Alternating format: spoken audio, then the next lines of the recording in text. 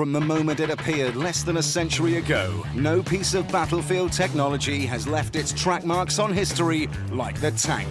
It has slugged it out in every major conflict of the 20th and 21st century and shows no sign of leaving the ring. But which tanks are the greatest? To find out, we canvassed some of the world's greatest tank experts. They include Tom Clancy, world-class novelist, tank fan, and military observer. War is about killing people and breaking things. It ain't the Olympics, it's not supposed to be fair out there. Bruce Dickinson, frontman from rock outfit Iron Maiden and amateur tank driver. Once you've driven 20 yards, you really don't want to stop until you get to Berlin. And billionaire tank collector, Jacques Littlefield. I have about 220 vehicles, of which 65 or so are actual tanks. And from the sharp end of the tank business, we have war vets. It was very similar to just getting out in the dirt and having a nice time. And the war-torn. Oh, this is love. The tank is about love. Now sit back and brace yourselves. The top 10 greatest ever tanks and the technology that makes them mighty. We all know what a tank looks like. It looks like a Sherman. We all know what a tank does. It does what a Sherman does. The number 10 greatest ever tank is the 33-ton fantasy tank that we recognize from newsreels, comic books, and Hollywood movies. I would definitely be someone who'd say I think the Sherman tank is one of the greatest tanks ever made. The M4 Sherman is the tank that won the Second World War for the Allies. In total, nearly 50,000 Shermans were built, and the greatest ever reunited one of the survivors with 3 veterans for whom the Sherman became their wartime home.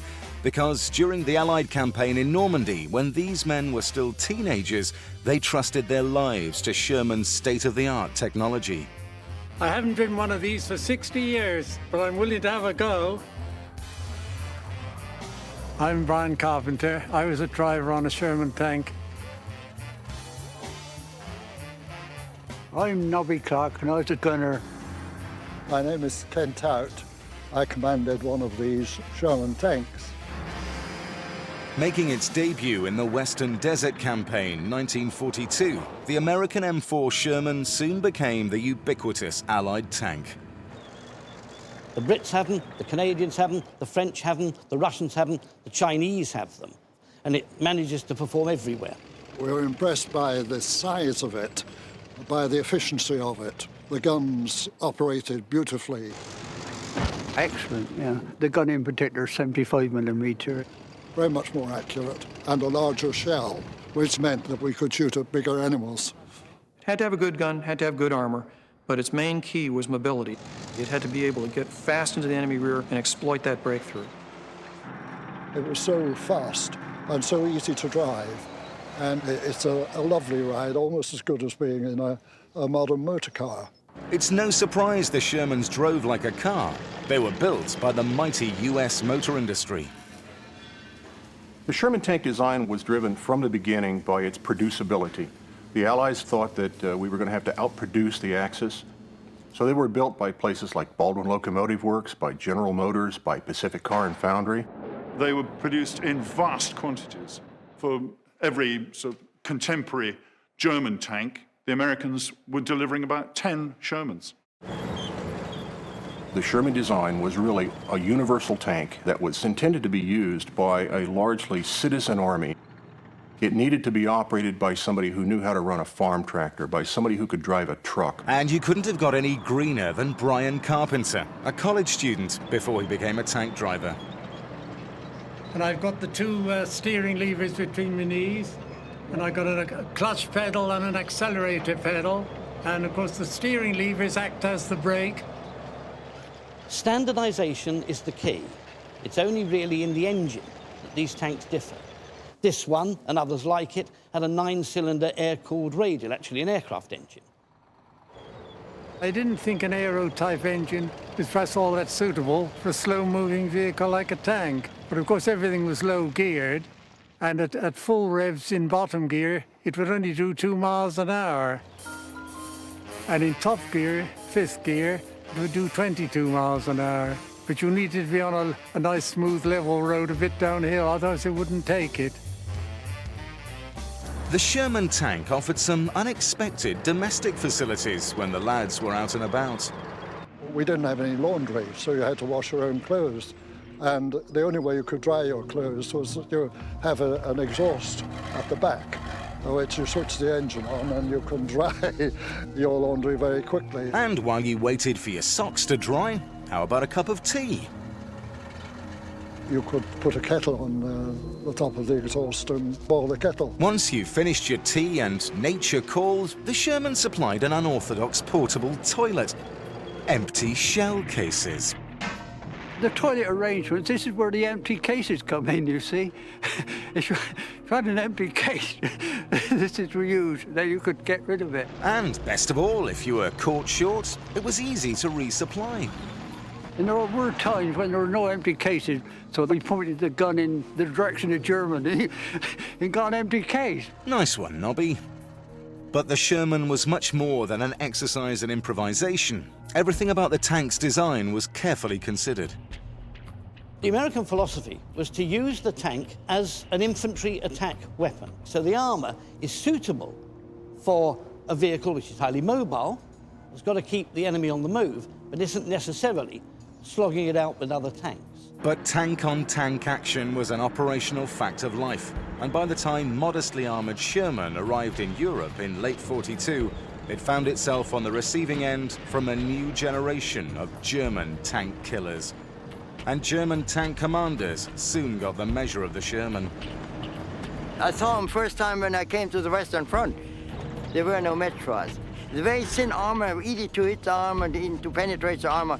This tank, 1,000 meters, the shot went straight through from both sides. Bad news for Sherman, but that's only the half of it. And of course, you had 140 gallons of petrol when the tanks were full. And of course, you were penetrated, the petrol went up. That's where they got their name from the Germans as Tommy cookers. Yeah. Because they brewed up so easily. But despite all its flaws, in the end, it was the Sherman's original design considerations that proved decisive. If we look at the Second World War with hindsight, it's quite obvious that the tank you can mass produce is going to win the war for whichever side. When we encountered Germans, they didn't come alone. They come, many of them, and then we didn't have a chance. Oh, that's brilliant. I never thought I'd do it again. Just as noisy, yes. Because I'm older, it's all seemed much harder, like stiffer. But the feel of it was really good. It all sort of came back. Congratulations. Well done. It's the art of compromise that makes or breaks a tank, and all the remaining 9 greatest ever have made some tough decisions. Next up is the designer tank that leapt straight from the drawing board into the jungles of Southeast Asia. The Sheridan tank was built to satisfy the wish for an air-liftable tank, a go-anywhere light tank for the weekend. Number 9. The dream of tank designers for decades has been to develop a tank that's lightweight, easy to transport, but has the firepower of a main battle tank. This vehicle was unique in that it had more firepower than any other vehicle that you can think of that would be dropped from an airplane. The transport aircraft flies over the ground at maybe about 100 miles an hour, 10, 20 feet off the ground. The drogue chute comes out, pulls the tank out, it falls to the ground. It's a frightening thing to watch. This machine you're going to drop into a distant part of the world to fight, let's call it a colonial war. And in the context of 1970s America, that can mean only one place, Vietnam. I was part of a cavalry unit. We were kind of search and destroy, go out there and don't come back. Who better to give us the lowdown on the Sheridan than 2 guys who experienced Vietnam from inside the multi-talented tank? First impression was very positive. It did a lot of neat things. It could be airdropped. It floated. All you could see through the window was water and fish. The animal M551 Sheridan, my connection, driver. Tricycle steering, 4 forward speeds, 2 reverse. The manual said 43 miles an hour, but yeah, I think it could get more closer to 45, 46. If you hit the rice paddy dikes just right, you could actually get it to float, and you could hear it slap when it hit the ground. The sensational cross-country performance of Sheridan was down to one thing: armor anorexia. Every aspect of the tank is calorie controlled. As soon as you start talking weight that's light enough to be dropped out of an airplane, you're talking about a tank that's going to have to be around 10 tons or 15 tons. And it's very difficult to do that with conventional steel armor. The only way Sheridan was going to stay in one piece was if it was made out of aluminium. For a given level of armor protection, you could get a much better structure that is something able to withstand the rigors of airdrop. And the requirement for heavy firepower on such a skinny frame led to the Sheridan's most striking feature. It has an amazing looking gun, a 152 caliber gun that fires missiles. It would follow an infrared beam, probably similar to a laser beam today. But it left the gun tube, and you swear it almost hit the ground. And it would fishtail all over the place, but it never missed the target. The same fat barrel was used to fire conventional rounds too. Pretty exciting in ultra-lightweight Sheridan. This weighed 17 tons. When you fired it, all hell broke loose. Lift the whole front end of the tank right off the ground. Hopefully you had a helmet on sometimes because your head would be knocked around inside the turret. I mean, it really was a kick. But the bouncy recoil created more than a headache. If you fired the conventional round, the recoil would knock out of alignment the electrical systems that would fire the missiles. As well as a ruptured missile system, another potential problem was the aluminium armor didn't offer much protection against, well, anything. And the Sheridan was stuffed with ammunition. The driver's surrounded by ammunition on both sides. Then you have them stacked on the floor, 28 rounds. No smoking in the driver's hole, please. No smoking in the tank, actually. Try to keep any sparks away from the ammunition, or you'd lose your home. It's kind of the Swiss Army knife of combat vehicles. That is, it could do everything kind of okay, but nothing really very well. One of the things they tried to do with the Sheridan was to look at opposite design requirements. You needed mobility, but you had to have it air-droppable. It had to be able to swim. It had to be able to fire a missile. So it really does a very good job of putting all these things together. Granted, they're all compromises, but you end up with a vehicle that does have capabilities that was unlike anything else available at the time. To qualify for the list of greatest ever tanks, imagination counts for something, but it's performance that rocks out. And the Sheridan couldn't put its metal where its mouth was. Our next battle tank could not be accused of such underachievement. From the outset of World War II, Germany demonstrated ruthless tactical superiority and engineering excellence in its tank warfare. The Nazis created an armored force to which the Allies had no answer, and made it their business to stay one step ahead. In 1943, German tank technology found its ultimate expression in the Panther, 8th greatest ever tank. This is the last remaining operational Panther in the world, and the greatest ever brought this Panther veteran face to face with the big cat he commanded over 60 years ago. This thing is from outside in perfect shape. It couldn't be any better. You know, I could hear it and smell it again, you know. That's exciting, very exciting. The Panther was a big shock for the U.S. Army and for the British Army. It's an upsurge or evolution in tank design compared to everything that had preceded it. The single most important feature on the Panther was its firepower. It had a superb gun. The long 75mm gun that the Panther introduced was probably the best all-around tank gun of World War II. Okay, move! The Panther gun was purpose-designed as an anti-tank weapon. It achieved its power not by going to a larger caliber, but by going to a longer barrel and a larger powder charge. The gun itself, it's a very long barrel, and the size of the barrel is important because the longer the shot is in the barrel, the higher the speed, the higher the muzzle velocity. Like every other Panther commander, Wolfgang Sterner was impressed by the awesome power of the gun. You can destroy with this tank an enemy tank broadside at 2,000 meters without any problem. Any tank. It has an excellent cross-country mobility. Excellent. This suspension we had, if you go over a bump, you see how the road wheels are going up and down, you know? And that inside you have a relatively smooth ride. Other tanks, your brake comes off, you know, if they go fast. Keeping Wolfgang's brains in order was down to the Panther's running gear. This is the Panther suspension. What we see here is 8 road wheel stations. The innovation on this tank was to have large road wheels for low rolling resistance, but interleave them so that they could be placed close enough together to evenly distribute the weight. So as we go down here, what we see is alternating pairs of 2 together, 2 far apart, 2 together, 2 far apart. The Panther's original design came as a result of Germany's experiences on the Eastern Front. In 1941, German tank tactics fell apart when they encountered a new breed of Russian tank, which they were horrified to discover was much better than their own.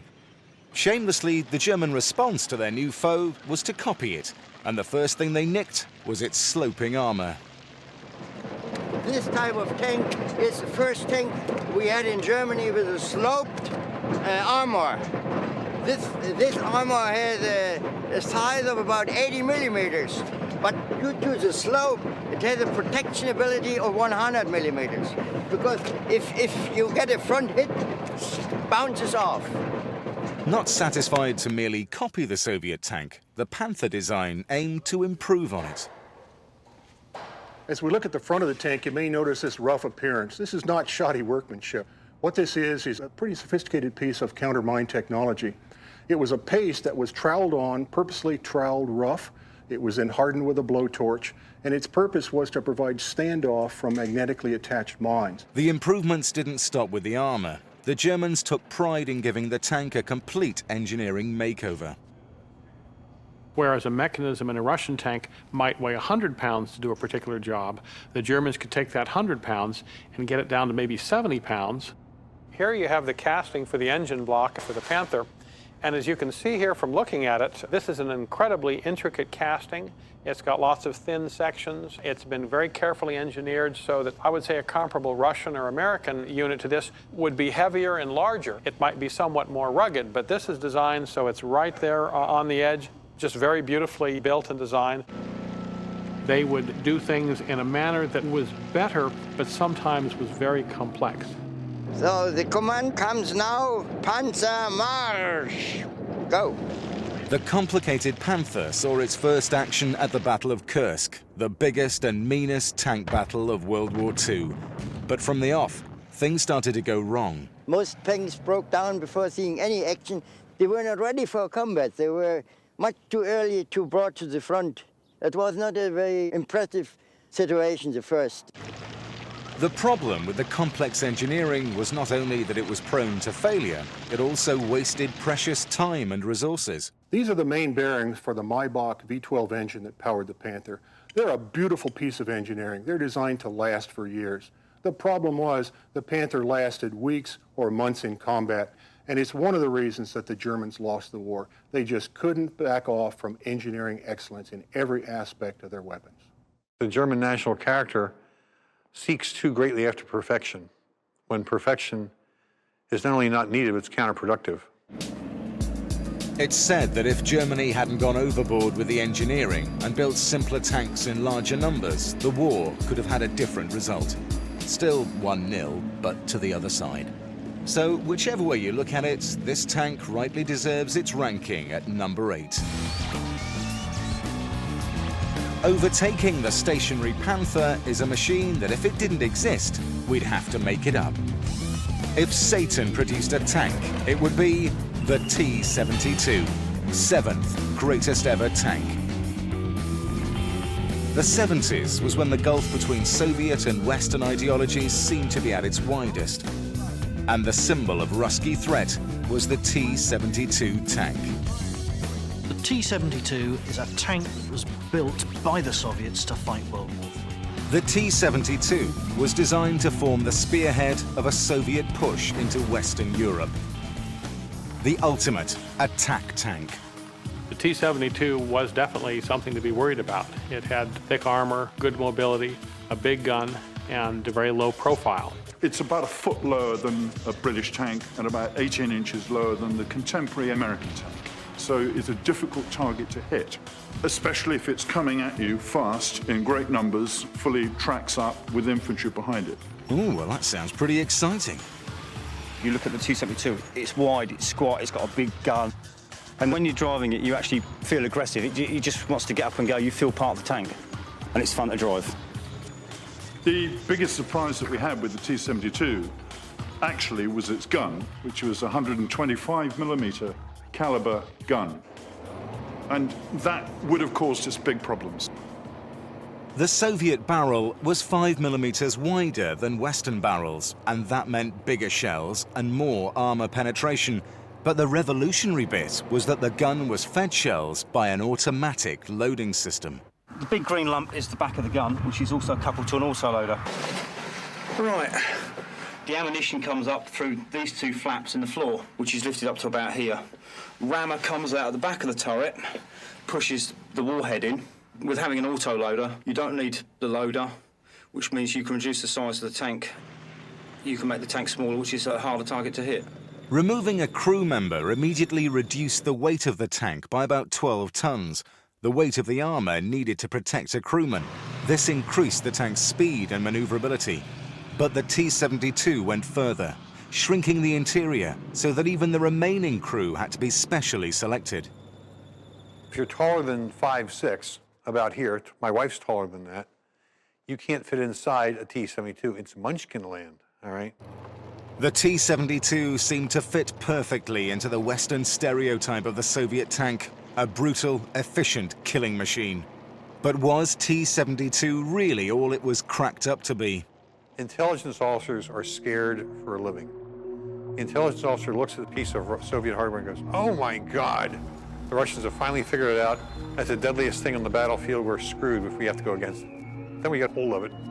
We find it's a death trap like everything else the Russians ever built. For starters, there's the trusty autoloader.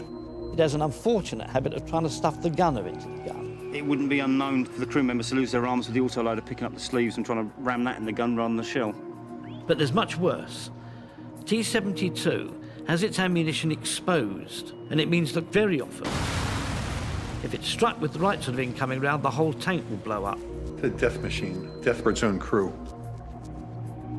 The likelihood that the crews of the T-72 feared the tank almost as much as the Pentagon did has got to count against it in the great scheme of things. T-72 makes it to number 7. While mutually assured destruction was making everyone miserable on both sides of the Iron Curtain, the loved-up Swedes tried to find a way to reform the image of the tank as an instrument of peace. The unique S-tank comes in as the 6th greatest ever tank, the pacifist choice. When the tank world first saw the S-tank, they collectively shook their heads in disbelief. I think S-tank astounded everyone. It is so unlike the conventional tank that it was bound to have people's chins dropping for a while when they got to terms with it. The S-tank is one of the goofier ideas that's come down the pike in the past 50 years. It caused us to rethink what is a tank and what is the essence of a tank. From its turretless snout to its protective fence, twin engines, and built-in swimming skirt, the S-tank is quite simply unique. And its audacity surprised even the Swedes. Well, I was shocked when I first saw it because I haven't seen that kind of tank before. I was the first soldier in the Swedish army on the S-tank in '62. The greatest ever went to Sweden to find out what all the fuss was about. If we look at Sweden, it's a neutral country, and it's caught between the Warsaw Pact on one hand and NATO on the other. So it needs a posture of robust defence so that no one's going to invade it. I think S-tank is designed for an attack by Russia swinging north about and down through Sweden. To even the most casual observer, the S-tank has one particularly striking feature: no turret. It was intended to fight in forested terrain. Narrow forest roads don't lend themselves to a fully turreted design.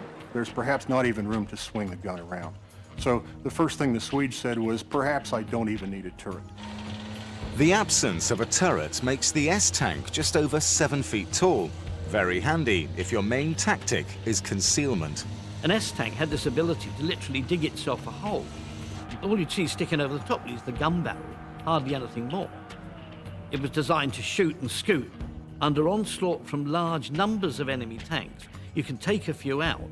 you can then roar off in the opposite direction, dig yourself in again. In battle conditions, the S-tank would be buttoned up, all the crew protected inside the tank. But when the greatest ever were in town, posing no obvious threat, everyone could stand up and have a good look around. Extra eyes for the driver. It's very easy to drive and even fun. If you're driving on a road, say about 50-55 kilometers per hour, you can turn around 180 degrees in less than a second, if you're good enough.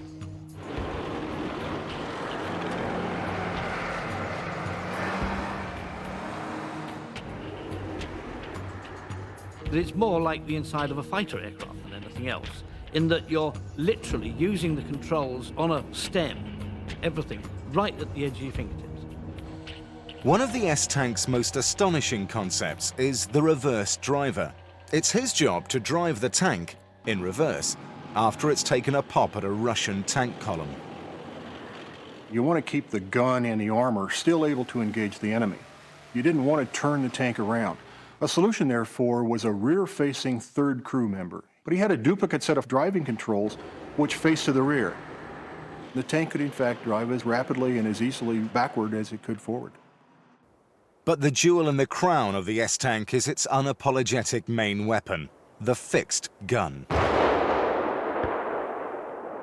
the whole problem with a fixed gun is that you've got to manipulate the whole tank to fire. You had to be able to aim the whole hull in the same way a fighter pilot aims his whole aircraft.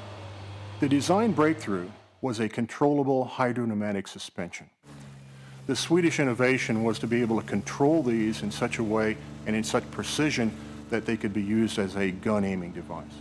To tilt the gun, the first and fourth pairs of road wheels move relative to the other wheels. Because the length of the track is fixed, it means that the tank has to tilt up and down. What you can see here is the arm that the first road wheel is connected with. And that one moves when you move the hull. The elegant and sophisticated S-tank was feted by the world's military. They loved it, but nobody bought it. It was intended to fight a Russian army on Swedish terrain using Swedish army tactics. It was so well tailored to that mission that, in fact, it wasn't a very good fit for anybody else in the world. In particular, there was one insurmountable problem. The disadvantage of the tank is that you have to stand still when you're firing. Because the hydraulics are shared by the suspension and the aiming system, the gun cannot be fired while the tank is moving, making it less versatile than other tanks. The S-tank was doomed to 6th place. To get into the top 5 greatest ever tanks, you can't just sit around on your borders. You've got to be prepared to go and kick ass. You've got to expose yourself. And for that sort of thing, you can't beat the British. Our first 5 favourite tanks were expecting trouble on a grand scale.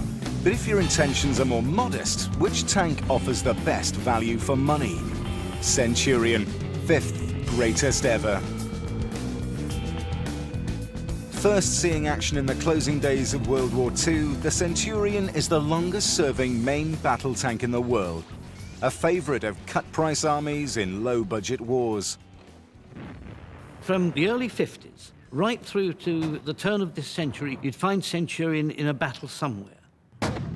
It was the best tank in the world for a good 15 years.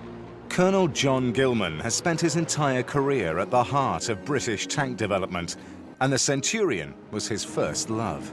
But when I joined my regiment way back in 1968, my first vehicle was a Mark 6.2 Centurion, very like this vehicle here. And we drove it for 3,500 miles, which is an awful long way. And Colonel Gilman knows better than anyone that the key to success for any tank is battlefield maintenance. The crew can keep this vehicle in the field fighting. The whole vehicle was designed from the crew point of view around 2 spanners. One was the .45, teeny-weeny spanner, and one was for the track adjusting nut on the front. And between those two, there aren't any other spanners virtually you need. Centurion's common sense approach extended to a unique method for hitting the target. The ranging machine gun is absolutely ingenious. It's linked to the main gun, so it means that a gunner simply has to fire 3 rounds of tracer from the machine gun, and when one of them strikes, the target is picked up at once by the main gun and you get a first round hit. It's a very easy tank to get into and turn the engine on. It's just like a car, but then the nightmare begins. If you think back 60 years to motor cars, this is a crash gearbox. So you have to match the revs absolutely and double the clutch going up and down at the same time. Despite Colonel Gilman's 30 years of experience with the intricacies of the crash gearbox, the Centurion still puts up a fight.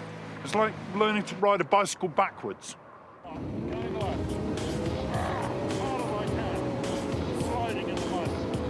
The Centurion may be a bit of a handful, but it's the fuel economy that really hurts. You're talking going cross country at least 5 gallons a mile. 5 gallons a mile. It gives you across country about a 40-mile range before you start getting worried and have to refuel. You don't have to have everything great on a tank, but if it goes fast, it's maneuverable, it can blow up other tanks and not be blown up itself, that's a pretty good tank. If you're in combat in this vehicle, you're highly likely to survive. You're going to win. In a world that seems to crave bells and whistles, the Centurion remains true to its principles. Keep it simple, stupid. With the handling characteristics of a mule and a range of only 45 miles on a tank of fuel, Centurion makes it to only number 5.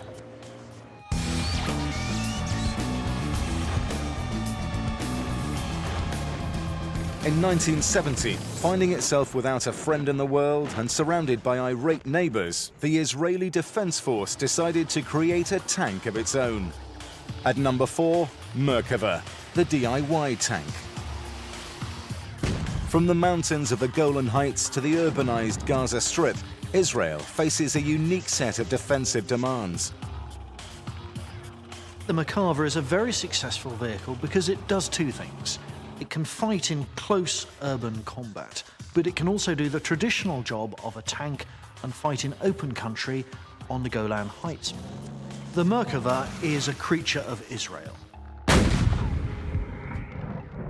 Usually when you design tank, you have to compromise between firepower, protection, and maneuverability. In our case, protection, the survivability, is the most important thing. Survivability is a big issue for a country with a population smaller than London's and a conscript army made up of both men and women. My name's Eleanor Kushner. I'm a tank instructor here in the School of Armed Forces. I teach soldiers how to be drivers, actually. This is my favorite part of the tank, the power unit. The engine and the transmission together in the front of the tank. That's why the tank is called a Merkava, which means in Hebrew chariot. Just like horses were in the front of the chariot, they were the power unit of the chariot. So is the engine and the transmission a power unit of the tank. Now, if a shell hits the tank, it would hit the power unit and not the people that work in the tank. The driver that sits over here is moved to the side. I don't want to sit in the middle, right in the front where a shell can hit me. I'd rather sit on the side. See perfectly well where I'm going without having shells hitting me. I have the whole desert for myself when I'm driving tanks. It's an amazing feeling. I mean, you can go so fast and it's just a monster. It's this powerful monster. One of the things that makes the Merkava so unusual is that it's in a continuous state of evolution, reacting to the unique requirements of the Israeli army. According to our experience, there are a lot of small innovations in order to make the tank and the suspension suitable for area like the Golan Heights, especially. The area is very rocky. The unique spiral spring suspension on the Merkava has increased its efficiency by allowing the springs to separate completely from the running gear when it goes over a particularly big bump. The arm of the road wheel is not connected to the spring. When it goes down, it disconnects, goes by gravity down. The tank free falls back onto the suspension arm. This increased travel makes for a much more pleasant ride. The suspension is also taking part in protecting the vehicle. As you can see, it covers most of the side of the tank. The tank was developed virtually in a combat situation. This is quite exceptional. All those lessons that are learned on the battlefield are streaming in while the thing's being designed. Well, another thing is these chains. They're called Se'arot Shulamit, which means in Hebrew the hairs of Shulamit, which is a girl's name. The most vulnerable point in the tank is where the turret and the hull meet. So what these chains do is that if a shell hits them, they just change the whole course of the shell so that a shell won't hit in the most vulnerable point of the tank. Because a tank without a turret or a hull is not worth a lot much. And with the engine at the front, there's space in the back for some friends. Another thing that I'm really excited about is the fact that you have loads of room now in the tank. You can have parties in this thing now. You can have the whole unit go into the tank, move around, have some drinks, have something to eat. It's a lot of fun, and it helps a lot because now that you have room, you can operate much better. It can carry a section of infantry in the back. That makes it unique amongst tanks, in that you've got an armoured personnel carrier and a tank rolled into one. Now, I don't know of another tank that's that versatile. So why isn't everybody driving Mercs across the deserts and high streets of the world's trouble spots? You've got to bear in mind it's designed for use in Israel, and you don't have to worry about the need for airlift capability. It is a big, heavy vehicle. Ideal for Israel, yes, but for an expeditionary force, too big, too heavy. Some people would beg to differ. This is the best tank in the world. Nothing will stop this tank from driving. If it wants to go on, it will go on. And if it finds a target, I don't want to be there in that target instead of you. I won't argue with that. Our number 3 greatest ever tank didn't just go back to the drawing board. T-34 invented it. This is 100% the best tank in World War II. It was just one of those breakthroughs in weapons design that happens only once a generation. The T-34 is the tank that won the Great Patriotic War for the Soviet Union. It incorporates innovation, but with the lowest common denominator. So you get a rough and ready design that you can mass produce. The whole essence of the Russian military philosophy was that if you were a peasant from the fields, you should just be able to jump in it and just get on with it and drive it. As you can see, I'm only one step removed from a peasant. Oh, no! The greatest ever put the reputation of the T-34 to the test by giving rock star Bruce Dickinson a ride in his very own Iron Maiden. What I love about tanks is the fact that it's an individual combat. It's almost like a fighter pilot, except it's on the ground. And also the way in which different tanks and gunnery systems evolved to counter the advances in technology. That's what I found attractive about tanks. The star qualities of the T-34 tank begin with its characteristic shape. T-34 invented sloping armor, which in turn affected other parts of the design. Well, one of the real innovations in the T-34 was the weapon. This thing uses a 76mm gun at a time when most other tanks had much smaller guns.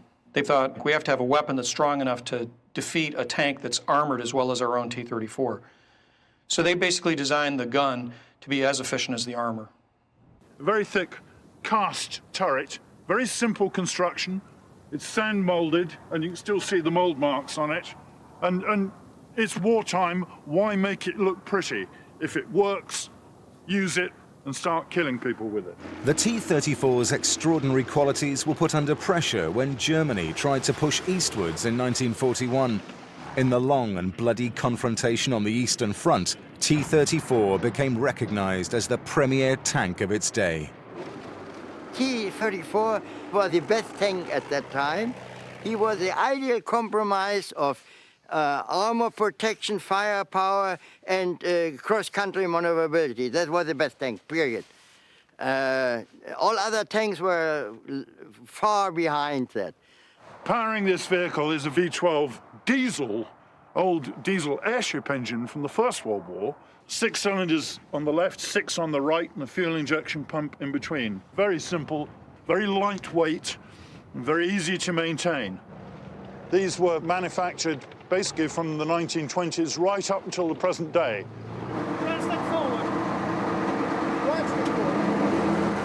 The T-34 may have been a great weapon, but it was a horrible tank to serve in. When you have a big 450 horsepower engine immediately behind you, bolted straight to the floor, all that vibration gets passed through the metal, up your legs. It's very unpleasant inside of it. I'd say so far of all the tracked type vehicles I've ever driven, this one is the most fun and the filthiest, which is the same thing, really. T-34 transformed Russia from a peasant economy to a superpower. A tank capable of that deserves some respect. T-34, third greatest ever tank. The penultimate greatest ever tank has so many bells and whistles that no tank in its right mind would pick a fight with it. The Abrams has to go looking for trouble. Number 2. The tank is big, it's very well protected, it's extremely fast, and has a darn good gun. It's just a stunning piece of technology. It's scary to think how much better it is than tanks were one generation ago. A single Abrams can take on one or more of any other tank on the battlefield and still win. The M1 Abrams, you have a Rolls-Royce of modern tanks that's seen the Americans through several wars. I was hit in the side, the front, and the rear. Right in this particular area right here is where I was shot. We went downtown Baghdad knowing that we could be shot at from above. We were being fired at by heavy machine guns and rocket-propelled grenades. I mean, rocket-propelled grenades are designed to destroy vehicles. Rocket-propelled grenades are tremendously destructive weapons, able to burn through up to 30 inches of steel armor. But the Abrams tank is covered with a new generation of laminate armor, lightweight, and more than capable of dealing with an RPG. Its top-secret composition saved Lieutenant Montgomery's life. The first hit actually took hit right in this area. It exploded, took out my 50 caliber machine gun, as well as all the ammunition that I had stowed here. This is where I was standing. The hatch was actually down in what we call open protect. And that's when he fired. The tank did exactly what it was supposed to do, absorb the impact. Yeah, it was a good shot, but it was the last thing he ever did. The tank from behind me shot him. But the Abrams is much more than an armored shell. The M1 is designed to be user-friendly and enemy-averse. It's got a fire control system that I call I Wish He Was Dead. Theoretically, in less than 5 minutes, an M1A2 Abrams can kill off an entire battalion of its enemy. Keeping the 68-ton Abrams moving is a 1,500 horsepower jet engine. Take the governor off the engine, the M1 tank will go over 70 miles an hour. Once you get on it, it'll take a couple seconds for it to kick in, but once it does, it feels like, I mean, there's nothing that's gonna stop you until you put the foot on the brake. The use of an aircraft jet engine has been a source of controversy ever since the Abrams first visited a gas station. The M1A1 has approximately 504 gallons on a full tank, and it gets about a half a gallon for every mile. It takes approximately 8 gallons to start the engine, which is quite a bit. I just think it's absolutely barking mad putting a gas turbine engine on a tank. It's the most incredibly thirsty engine on the planet. I mean, you need an oil refinery following the darn thing up the road to Basra. Fuel economy aside, the jet engine also creates a superheated exhaust. This, of course, you've got a great big jet efflux going out the back like a little blowtorch. Well, you know, you're going to get yourself a heat-seeking missile straight up your jacksie. Not very nice. Despite such quibbles, the fact remains that Abrams is a heavyweight message that tank warfare is alive and kicking in the 21st century. 2003 will be the last time anybody even thinks about tangling with the United States military in a set-piece battle. Watch this space. From 10 down to number 2, we've seen them spit and bite, we've seen them swim and snarl, we've even seen a tank fly. But now, time to reveal the tank that ranks number 1 in the greatest ever, after the break. 9 came close, but when it comes to the greatest ever tank, there can be only one. Germany had been banned from making tanks after World War II. They just hadn't played nice with the ones they'd had. But by the 1970s, a new Germany was allowed back into the tank shed, and the technological excellence that created the Panther spawned a new generation of big cat. Leopard, the greatest ever tank. It's an excellent machine. You compare it with other tanks, and you'll see that it's smaller, lighter, and faster. I think it's the best combination of firepower and mobility on the planet at the moment. The perfect tank, it's got to be mobile, it's got to be armor protected, it's got to have firepower. Leo 2 does all those in spades. It's an excellent tank. Maybe German engineering, but the Leopard 2 is a statement of European identity. It is a combination of the best firepower, the best protection, and the best mobility in the world today. Leopard 2 must be a contender for one of the greatest tanks ever. Not just a contender, Leopard is the greatest ever tank. And here in Sweden, 280 Leopards prowl the countryside. After the demise of the S-tank, Sweden abandoned making its own tank and went shopping for a replacement. The German Leopard knocked the spots off the competition. But would you let your 18-year-old kid take it out of the garage? My name's Johnson. I'm the driver. I'm the commander. My name is Christian Jansson. My name's Chaz Kelly. I'm the gunner. My name is Josef Rosen, and I'm the loader of this tank. I'm also the chef. The greatest ever joined these Swedish Army conscripts as they began an 11-day combat exercise, getting to know the Leopard's world-class technology. 6 months ago, they left home for military service, and probably they had never been driven tank before. They've swapped the family Volvo for 62 tons of killing machine.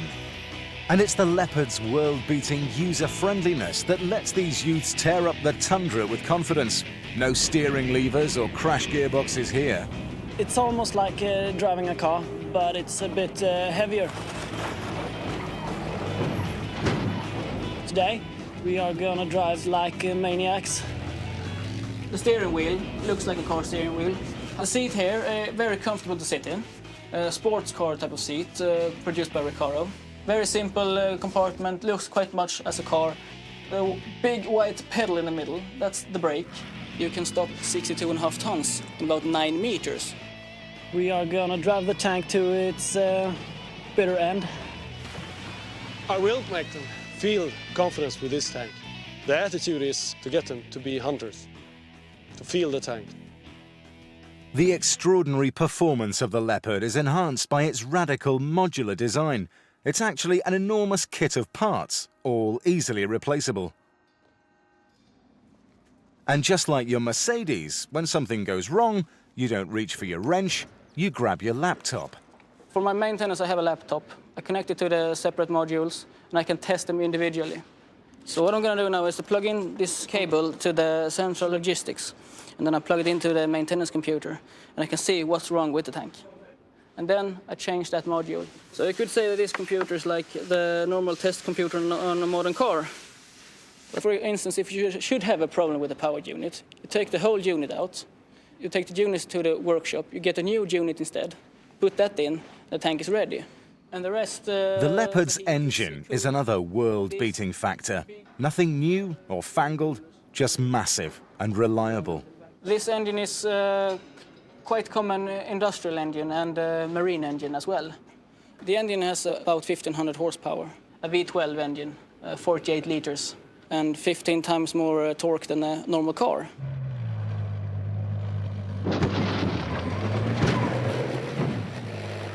If you're worried that treating the Leopard like a giant skateboard is going to bust the tank, fear not. The Leopard is one of the few tanks in the world that comes with a manufacturer's guarantee.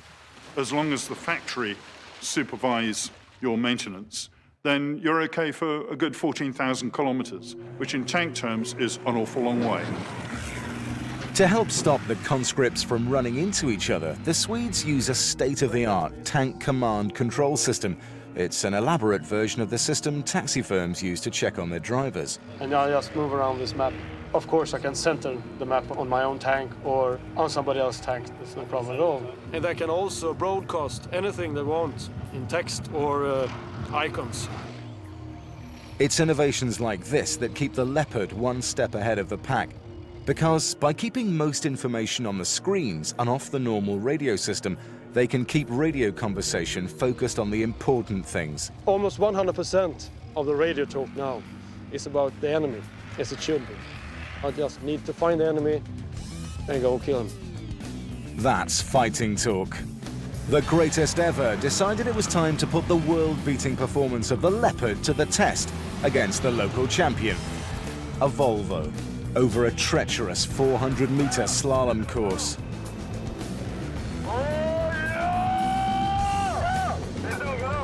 With the greatest ever tank, it's not only about winning, it's about destruction. So there you have it, the top 10 greatest ever tanks, each with its own unique character, but sharing the same grim intention. From the moment they first stumbled across no man's land, the Iron Cavalry created mechanized warfare in its own image. The tank has become the face of war. Be afraid, be very afraid.